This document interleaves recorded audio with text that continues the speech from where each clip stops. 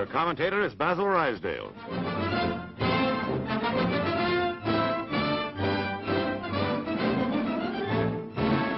Here is the last act in the tremendous drama of the Tunisian theater of war, with the inspired British Eighth Army attacking the Mareth line.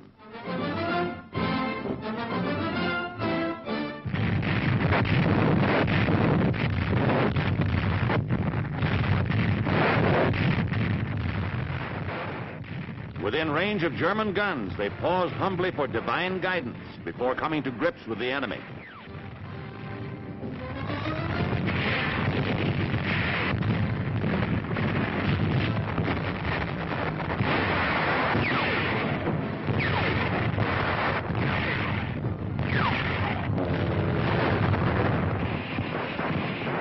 These are the men who, after being smashed back almost to the gates of Alexandria, have driven the famed Africa Corps into the longest retreat in history. And now they blast them from the Mareth line. Tanks and artillery concentrate on the Gabas Gap. As the British advance westward, prisoners accumulate in ever-increasing numbers until it becomes a problem to organize facilities to get them to the rear and into temporary camps.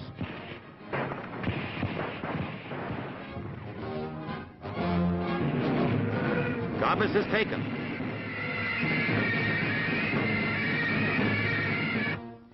El Hama falls at the same time. The overjoyed native inhabitants discard hated Nazi badges. Liberty now instead of goose-step regulations. General Sir Bernard Montgomery of the victorious Eighth Army enters the city through streets lined with cheering crowds. Certainly, here is evidence that the British will be welcomed on the continent when other great days come. On the stocks, the tanks rumble. There's an old-time foreign legionnaire. Meanwhile, the North African commander-in-chief, the American General Dwight D. Eisenhower, is preparing a brilliant strategy.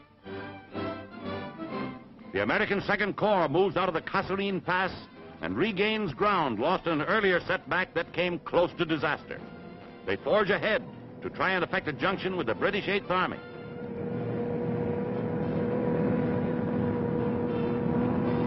General George Patton, their field commander, watches a clash between the spearheads of his armored divisions and Nazi Mark IVs.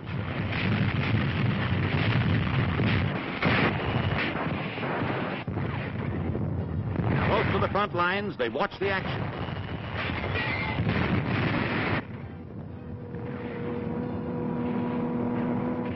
There's a Nazi dive bomber letting one go.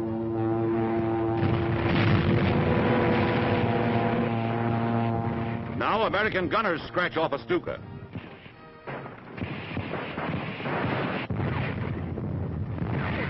There's another, on its way to becoming a heap of flaming junk. It is American drive on the flanks of von Arnim's Afrika Korps that at last eases the burden of the battling British Eighth Army, which has borne the brunt of the struggle until now. The battery remains of Axis mechanized might. An advance guard of Tommies approaches an American scouting force. And then they meet, 15 miles east of El Guatar. A great moment in the drama of North Africa. But Yanks and Tommies are too happy to think of great moments as they make the most of this one in the way that soldiers will, when there's a relief from tension. Cigarettes come out and are passed around.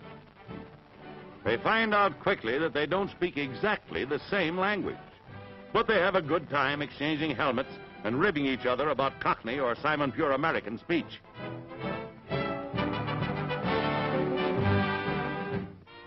Even the Southern boys laugh when they're called Yank and shake on it.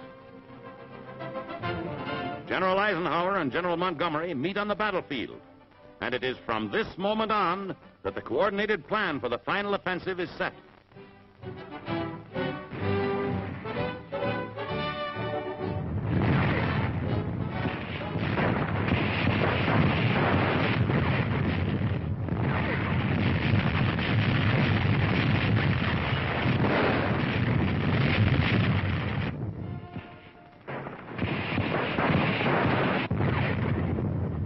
American armored divisions suddenly leave the center and appear far up on the northern end of the line.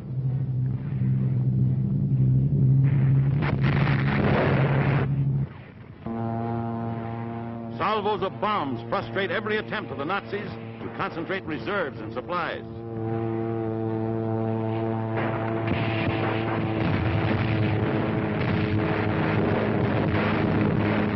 Allied fighters beat down Axis planes, and flying fields are torn to pieces. The Yanks threaten Mater, and von Arnim is caught with his main forces too far to the east. American artillery finds targets with an accuracy that astounds the Germans.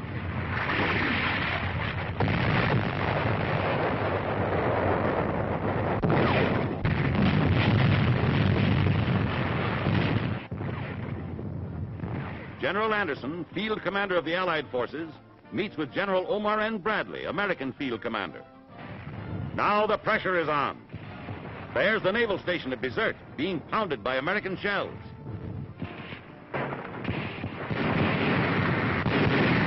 Enemy batteries at the naval station are silenced by American artillery, preparing the way for troops to advance and take the city. Here they come, and the infantry is still queen of battle as it moves in to play the major role. At the city gate, a halt for a moment. Not because there's a speed limit within the city, but because caution rules. Booby traps and snipers are everywhere, and these American boys have learned to be cautious the hard way.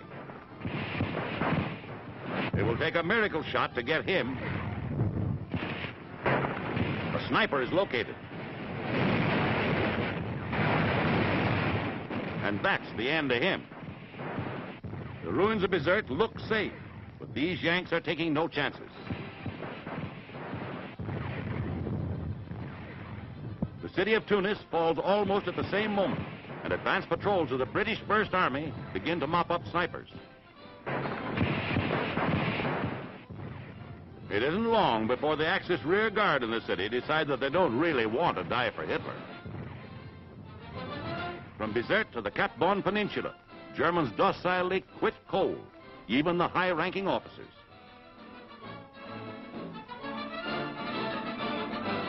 The Nazi General Fritz Krause, Major General Willibald Borowitz, even Colonel General Jürgen von Arnim is flushed out of the mountains near Tunis. The Italian Marshal Giovanni Messi, personifying the mess in Africa from Mussolini. He has the baggage of a globetrotter, but his global activities now will be restricted. Von Arnim gets a car all to himself on the way to a barbed wire enclosed lockup. The last 3 days of the campaign are fantastic, unbelievable. There is no Dunkirk, no Bataan, no Stalingrad, no desperate effort at evacuation, no last cartridge battle to the end. For the most part, not even dignified surrender. It is collapse, total and unmitigated. The disintegration of an army of more than 200,000 men.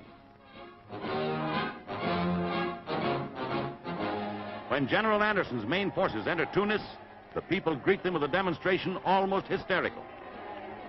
No victorious army ever met a reception expressing greater joy and relief than these Tunisians.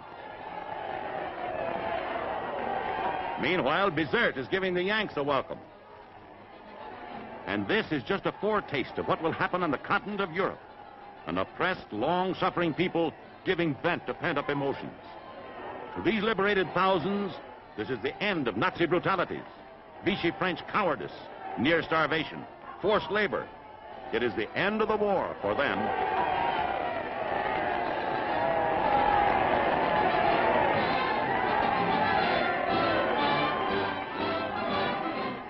General Eisenhower's achievement, a milestone in the march for freedom.